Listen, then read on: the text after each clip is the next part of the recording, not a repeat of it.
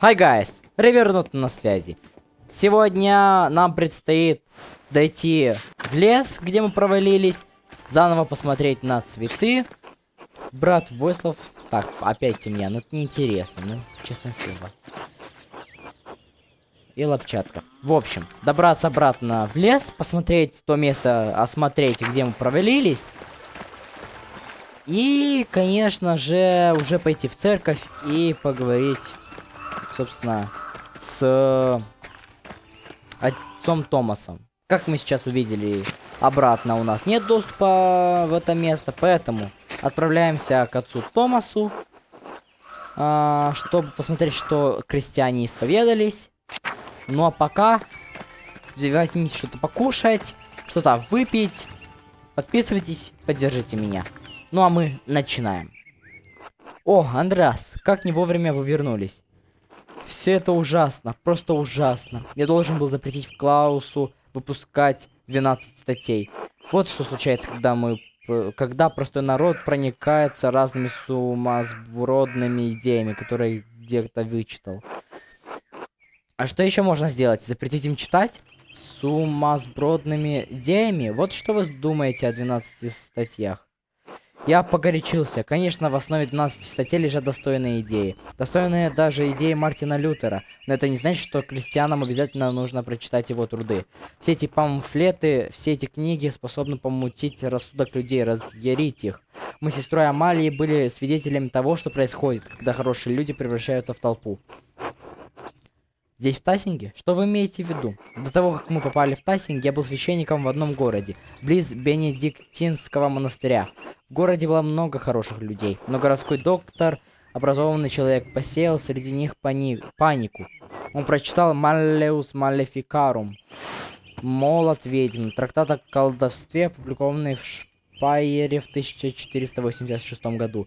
Богословы университета Кельна осудили книгу за неэтичность и несоответствие католической доктрине.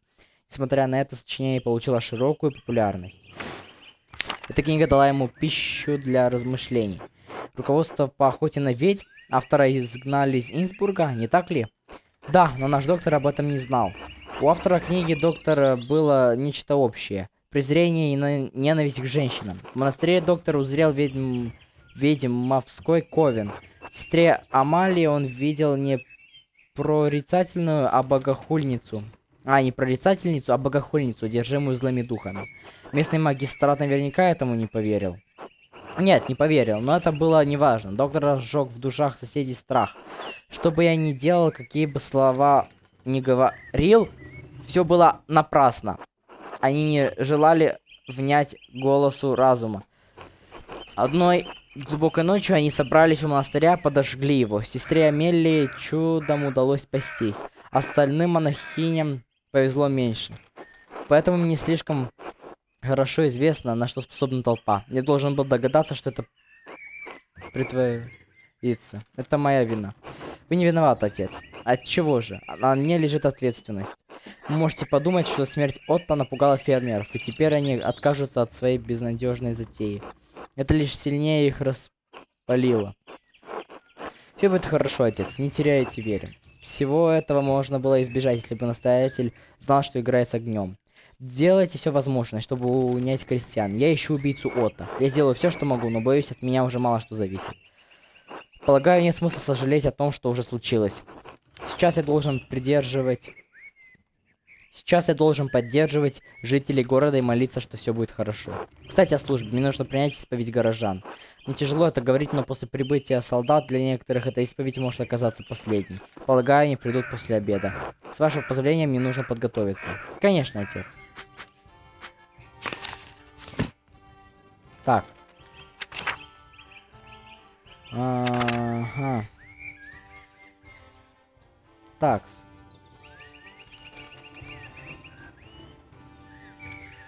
Значит. Ну, я как бы тоже был цветы. В Золотой Деснице был. В Ленхарте Мюллера тоже был.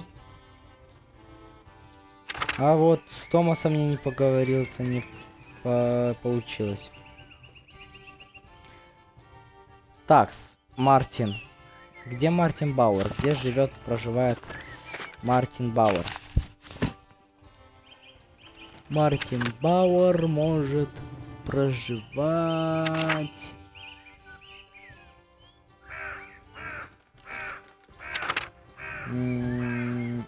Вот, Мартин Бауэр и вдова Кемперин, я понял. Идем туда. Надо поговорить с Мартином. Кат. Андреас? Андреас Маллер? Здравствуйте, Кат. Ох, вот это да, вы правда вернулись в Тассинг? Да вас не узнать, судя по всему, дела у вас идут замечательно. А это кто? Кат, познакомьтесь с Каспаром, моим подмастерьем. Здравствуйте. Вне всяких сомнений, осанка у него, как у настоящего художника, и приятное мужественное лицо. Правда? Что привело вас обратно в Тассинг, Андреас? Я возвращался в Нюрнберг и проезжал мимо. Я уже повидался с Мартином, должно сказать, встреча с ним меня удивила. Как поживаете, Кат? Вы замечательно выглядите. И чувствую себя замечательно.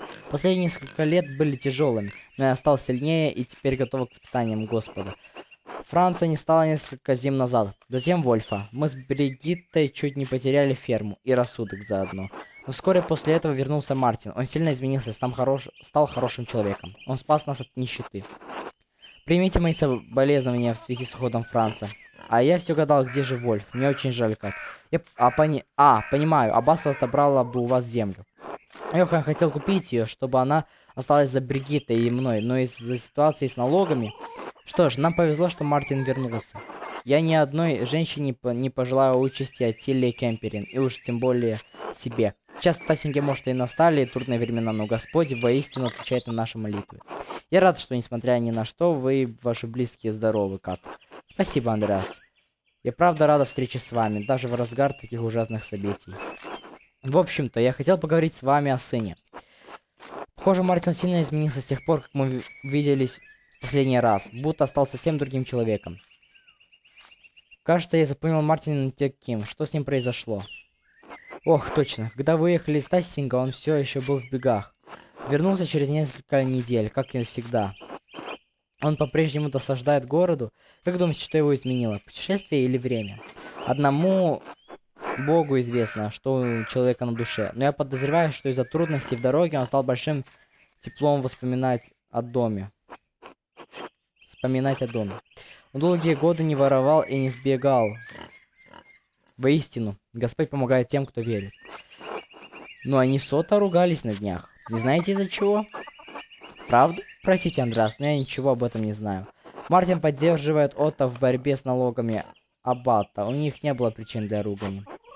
Кат, это не Мартин. Человека, который вернулся, зовут Йост Фарбер.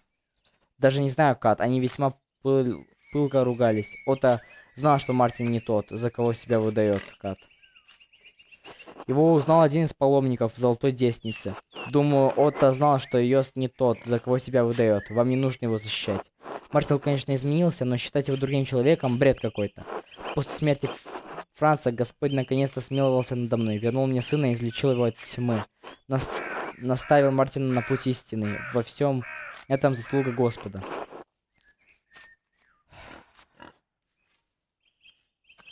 Поверьте мне, Андреас, я знаю своего сына. Мартин был в жизни такого не сделал. Как скажете. До встречи, Андреас. До встречи. Надо с этим псевдо Мартина поговорить. Ха, Андреас, как ощущение после драки? Похоже, тебе удалось выйти сухим из воды. Думаю, я просто осторожен от природы. Кто знает, что мог выкинуть тот наемник.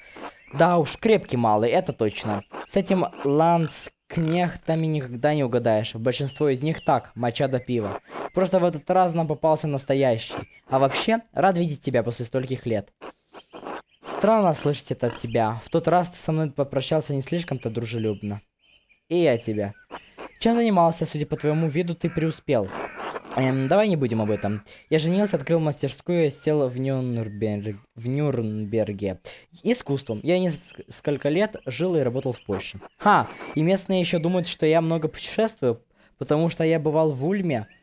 Хотя для деревенского паренька у меня было достаточно приключений. Что же с тобой произошло? А, да. Ты уже знаешь, что я украл кое-что у барона, но мне не удалось уйти далеко.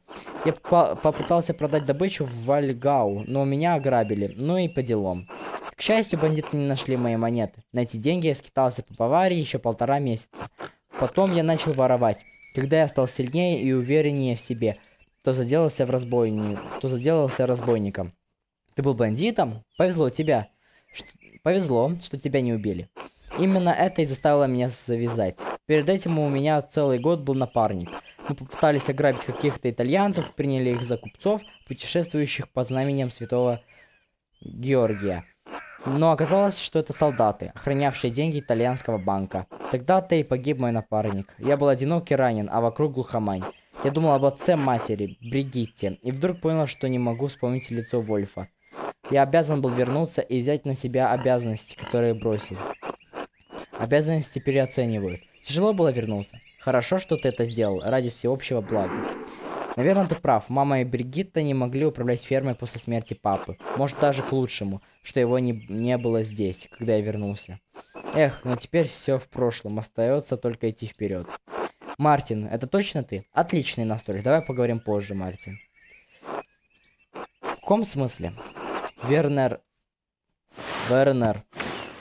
Штольц сказал, что раньше у тебя был большой шрам. Что? Я получил этот шрам в далеком детстве. Он давно зажил. Кто такой Йост Фарбер? Не знаю, кто. Говорят, ты очень похож на человека, который носит это имя. Он из Мюльтфорда и убил кого-то в драке несколько лет назад. Допустим, я похож на него. И что с того? Я из Тассинга и уж точно не убивал никого в таверне. Я не говорил, что драка была в таверне. Опа, вот попался. Ох, мы только что были в таверне, я запутался. На лугу я заметил, что ты не чихаешь. И что? В детстве ты просто ненавидел этот луг. Ты постоянно там чихал. Твоя мать и даже об этом упомянула. Я избавился от аллергии. Теперь все хорошо. Ладно, давай покончим с этой чепухой. Ты первый начал. Не понимаю, чего ты добиваешься. Обвинить Мартина. Вы одобрили возвращение Мартина. Вы сказали Мартину, что у него пропал шрам. Вы спросили, кто такой Йост Фарбер. И поймали его на том, что он знает о драке Йоста в таверне. Вы заметили, что Мартин чихает, и что его мама упомянула о его чихании. Первым был Отто, теперь я. Кто следующий узнает твой секрет? Ты не можешь вечно бежать от своего прошлого. Ладно, хватит. Я не Мартин, теперь ты доволен? Меня зовут Йост Фарбер. Я из Мюльтфорда, как и семья Охс, которую ты встретил в гастхаусе.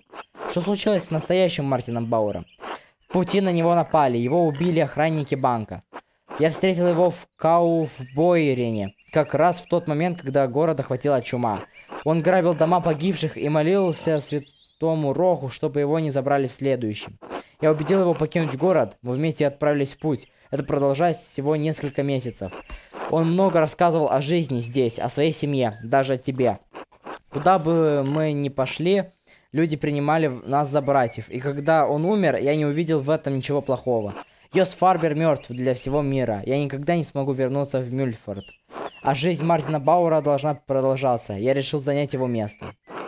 Это низко. Ты так легко влился в жизнь Мартина. Невероятно.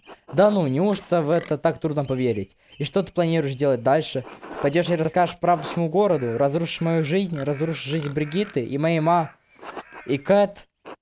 Будешь использовать Бригитту и Кат, чтобы выгородить себя? Но уж никто не поймет, что ты убил Отто. Ты убил Отто. Что? Ты думаешь, я убил Отто? Он разгадал твой секрет. Так он заставил тебя произнести речь. Это правда, но зачем мне его убивать? Я сделал то, о чем он просил. Отто мог рассказать о тебе кому-то еще, Эви или отцу Томасу. Возможно, ты боялся, что он будет продолжать задавать вопросы.